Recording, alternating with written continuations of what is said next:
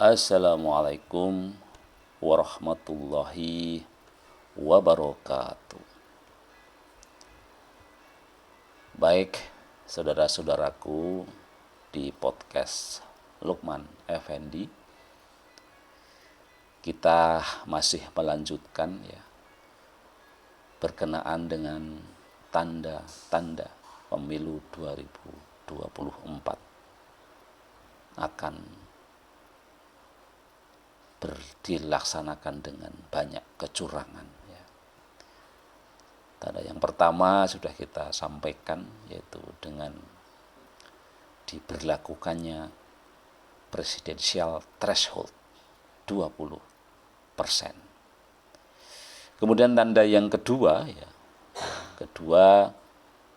adalah sehubungan dengan banyaknya kepala daerah yang habis masa jabatan pada tahun 2022, maka perlu ditetapkan penjabat kepala daerah baik provinsi maupun kabupaten kota, dan kewenangan ini ada di tangan presiden melalui menteri dalam negerinya. Dengan adanya kewenangan ini ya membuat pihak istana lebih leluasa menjangkau para gubernur atau wali kota, bupati, tunjukkan tersebut untuk menjalankan misinya. Ya, karena seperti kita ketahui sejauh ini kepala daerah mempunyai posisi strategis untuk penggiringan suara daerah kepada calon-calon tertentu yang dikehendakinya. Nah, indikasi tersebut semakin kentara ya ketika muncul surat edaran nomor 821 garis miring 5292 garis miring SD ya, tanggal 14 September tahun 2022 yang membolehkan pelaksana tugas ya, penjabat maupun penjabat sementara kepala daerah tanpa persetujuan tertulis Mendagri melakukan mutasi atau penghentian ASN bila melanggar disiplin dan atau tindak lanjut proses hukum di wilayahnya. Pemerhati politik dan kebangsaan ya M. Rizal Fadilah menduga ya kebijakan tersebut mempunyai motif politik rekayasa pemilu tahun 2024. Menteri Dalam Negeri Jenderal Purnawirawan Tito Karnavian yang mengeluarkan surat edaran ini ya, mempunyai motif politik itu tidak bisa dilepaskan dari persiapan termasuk rekayasa untuk pemilu tahun 2024. Begitu ya katanya seperti dikutip www.suaranasional.com. Jadi upaya untuk kecurangan itu juga ditandai dengan banyaknya para gubernur, ya, bupati dan juga wali kota yang hasil tunjukan dari Menteri Dalam Negeri. Jadi ini disinyalir juga sebagai sebuah upaya untuk memudahkan melakukan kecurangan-kecurangan, tentu saja dari pihak istana ya, untuk menggolkan ya, untuk memenangkan pasangan calon tertentu yang dikehendaki oleh istana. Ini juga sudah cukup lama dan banyak pengamat mengatakan ya, ini merupakan tanda kedua dari pemilu 2024 ini potensi curang akan semakin jelas gitu ya. Kemudian tanda yang ketiga adalah Hasyim Asy'ari ya, ketua KPU yang terpilih periode 2022-2027 yang diperkuat oleh 6 komisioner lainnya untuk bisa menjadi pelaksana penyelenggara pemilu 2024 dicurigai sebagai hasil seleksi tim KPU untuk menjaga kepentingan istana. Kenapa demikian? Ya, sebab tim seleksi KPU ini ternyata adalah mantan tim sukses pasangan Jokowi Ma'ruf Amin yang sekarang berkuasa. Sebagaimana KPU terdahulu, ya, kekhawatiran terbentuknya KPU yang tidak independen sangat beralasan tentunya. KPU yang bukan menjadi wasit yang adil, melainkan berpihak pada kandidat yang didukungnya. Ya. Jadi banyak sekali, ya, bahkan terakhir-terakhir ini hembusan tentang Bapak Hasyim Asy'ari, ya, ketua KPU ini, tentang perkara yang agak berbeda lagi, ya, tetapi sangat mencederai gitu, ya. Tetapi ya kenyataannya sampai hari ini ketua KPU tetap dipegang oleh Hasyim Asy'ari, ya.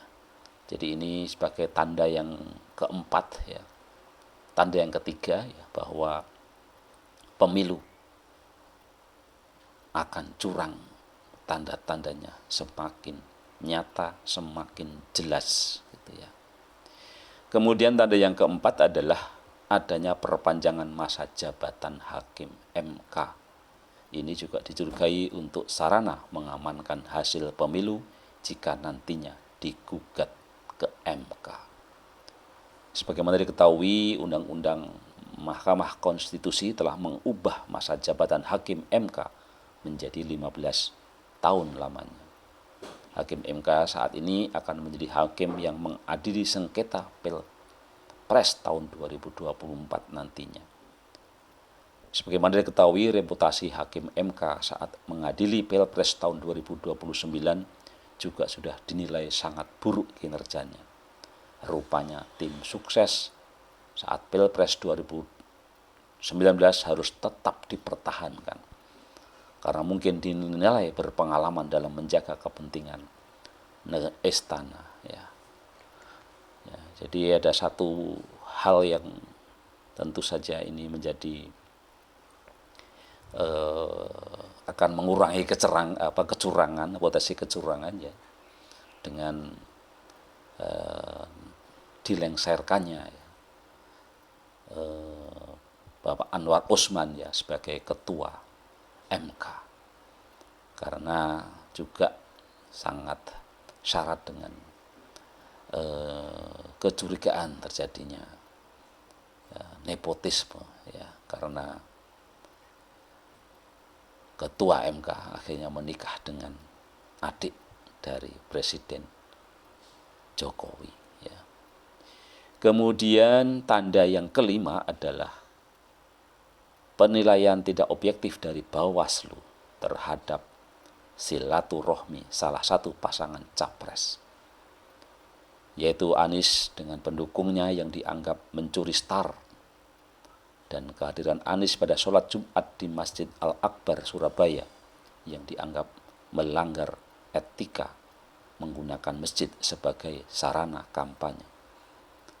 Tapi di sisi lain, Bawaslu membolehkan, ya, kader PDIP, ya, bagi-bagi sembako di masjid dengan menggunakan logo partai, dan pembagian uang dianggap sah-sah saja. Nah, dalam konteks ini, ya, tentu saja kita mensyukuri, ya, dengan kondisi perkembangan terakhir ini, ya, di mana akhirnya